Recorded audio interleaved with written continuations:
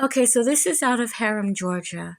Her name is Danielle McDowell. She's 39 years old. It's believed that she had been suffering a mental health crisis the day that she was shot and killed by Harum police. Danielle was shot at the Collins on Bill Caruth Parkway.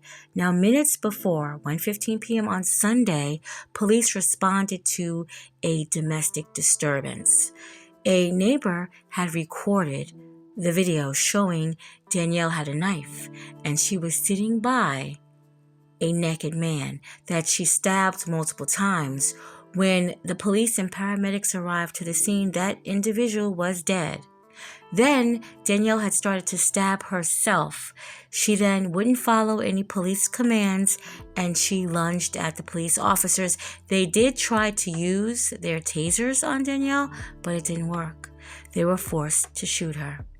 Danielle's cousin, Tamika Goodman, she arrived to the complex, I believe it was the following day, and she said that Danielle was suffering from a mental health crisis. And this was the second year that it has been happening, but this was pretty much as bad as it had gotten.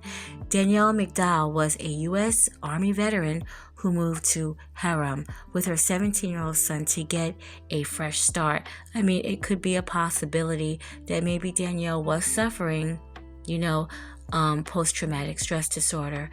I don't know if she was diagnosed for it, but it is. And I'm not pretty much one to always use the mental health thing because a lot of people do, but it is a possibility in this case that might have been the situation. Her cousin also says, quote, she's a sweet person, she's a loved person, and she's a mother and did not have to go out this way, end quote.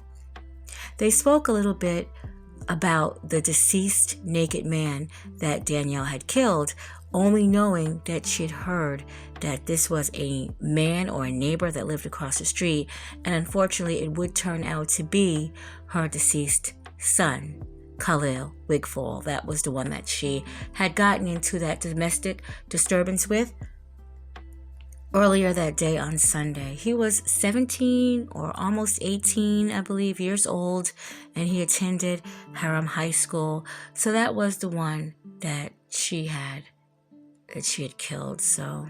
And then she was killed. So very, very tragic story. My condolences for everybody that loved and cared for both Danielle and her son, Khalil. Rest in peace.